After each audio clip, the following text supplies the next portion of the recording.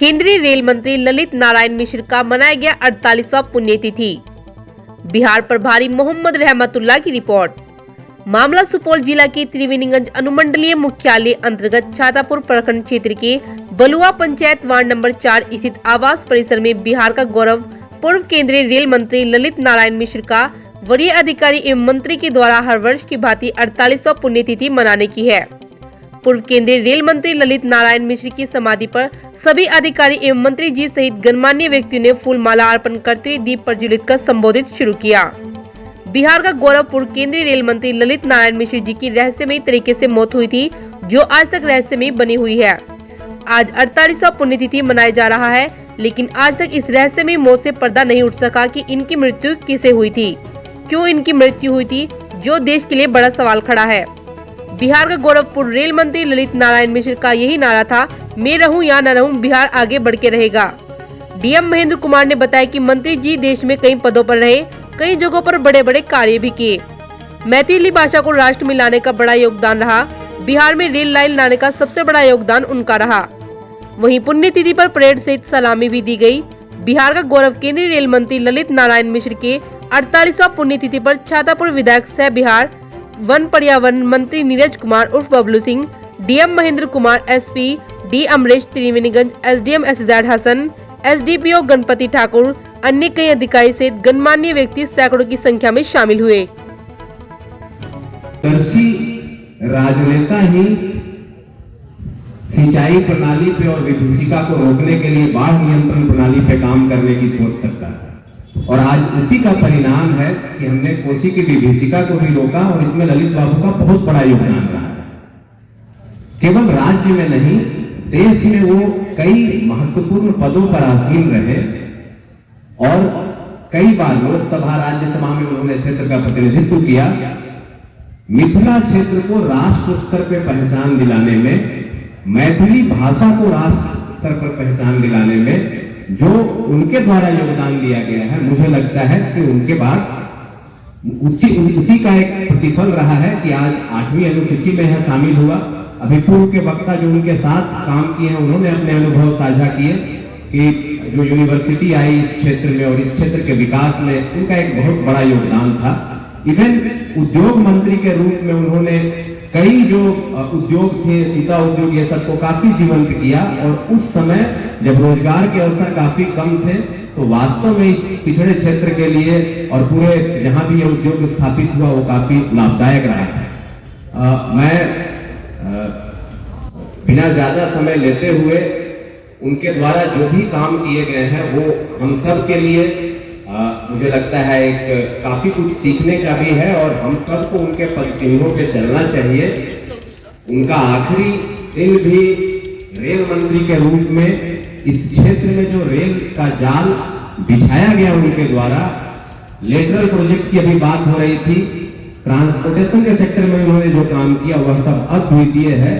हम सब सच्ची श्रद्धांजलि उनको यही दे सकते हैं कि जैसा उनका सपना था इस क्षेत्र को विकासशील बनाने का, विकसित बनाने का, उसमें अपना योगदान दें। उनके बताए हुए मार्गों का अनुसरण करें, उनके पदचिन्हों पर चलें, ताकि उनका जो कथन था, मैं रहूं या न रहूं, बिहार बढ़कर रहेगा, उस बात को वास्तव में चरितार्थ किया जा सके। बहुत बहुत धन्यवाद। पुनर्जीवित किया जा रहा है, और इसके अलावा भी जो भी रेल लाइन उनके मन में था उसे आगे बढ़ाने का काम चल रहा है। आप देख रहे हैं कि सुपौल से गलगलिया, वह उनके मन की इच्छा थी इस इलाके में पूरा रेल का जाल बिछे। तो पूरा रेल का जाल बिछाने के लिए हमारी सरकार तत्पर है और वो काम कर रही है इस पे। और इसके अलावा उनके मन में रहता था हमेशा कि जो हमारे देश के, जो हमारे राज्य के किसान भाई हैं, उन्हें आगे बढ़ाया जाए, उनके सुख सुविधा का ख्याल किया जाए, और उन्हें जो कृषि में जरूरत होती है उन चीजों को कराया जाए। और किसानों के समस्या को ध्यान में रखते हुए माननीय प्रधानमंत्री जी ने पूरे किसानों को बिजली देने का काम किया, पूरे किसानों को हर तरह की सुख सुविधा देने की काम किया है। और अभी इसी साल में 1 जनवरी को पूरे देश में 10,000 किसानों के बीच 20,000 करोड़ रुपया भेजने का काम किया। ये किसानों के लिए सबसे बड़ा काम हुआ है अभी के समय में साथियों। और जो भी किसान भाई हैं उनके सारे समस्या का समाधान करने का माननीय मोदी जी और माननीय मुख्यमंत्री नीतीश कुमार जी लगातार प्रयासरत हैं कि किसान भाई के सारे समस्याओं का समाधान करते हुए ललित बाबू के सपना को पूरा किया जाए, ये हमारी सरकार कर रही है। साथियों, जो नई नई समस्याएं आती रहती है, खास करके जो हमारे बीच ये कोविड का समस्या आ गया और खास करके अभी तीसरा फेज शुरू हो गया है और मुझे लगता है कि यह अंतिम फेज है। इसके बावजूद पहले फेज में जो घटना घटी, दूसरे फेज में जो घटना घटी, और इसके बावजूद भी अगर हम और आप यहाँ सही सलामत यहाँ पर बैठे हुए हैं, ये सिर्फ और सिर्फ माननीय मोदी जी का देन है, जिसके वजह से आप सुरक्षित हैं, हम सुरक्षित हैं, सारे लोग यहाँ सुरक्षित बैठे हुए हैं। क्योंकि आप जानते हैं कि पूरे दुनिया को इस कोविड ने डिस्टर्ब करने का काम किया, तबाह करने का काम किया, परेशान करने का काम किया, लेकिन पूरे दुनिया में सबसे पहले हमारे देश में वैक्सीन बनाया गया और वो सबसे कारगर वैक्सीन बनाया गया, जिसके वजह से आप हम सुरक्षित हैं। और दुनिया के कई देशों ने वैक्सीन बनाया जो कारगर नहीं था, लेकिन अब दुनिया में कई देशों ने वैक्सीन को बेचने का काम किया, अपने ही देश में लोगों को पैसे पे देने का काम किया। लेकिन हमारा देश हिंदुस्तान तो दुनिया का हम समझते हैं कि सेकंड लार्जेस्ट देश है, दुनिया का दूसरा सबसे बड़ा देश है, और पूरे आबादी को फ्री में वैक्सीन देने का काम किया। और मुझे लगता है कि 100 करोड़ से ऊपर लोगों को फ्री में वैक्सीन देने का काम किया।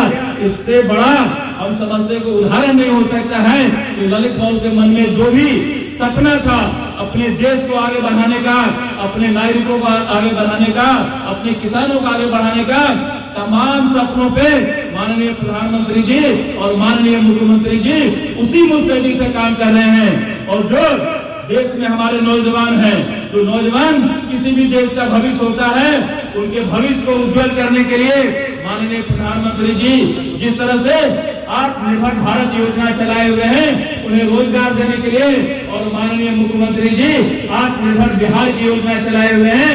हम आग्रह करते हैं यहाँ पर नौजवानों से, ताकि हमारे जो बिहार के मंत्री हैं, उद्योग मंत्री हैं, वो भी इसी जिले से हैं, सैयद शाहनवाज हुसैन साहब लगातार प्रयासरत हैं कि हमारे राज्य के सभी नौजवानों को रोजगार से जोड़ा जाए। और हमारे सरकार ने जो घोषणा की थी कि हम लोग रोजगार देंगे, तो माननीय प्रधानमंत्री जी का योजना और माननीय मुख्यमंत्री जी के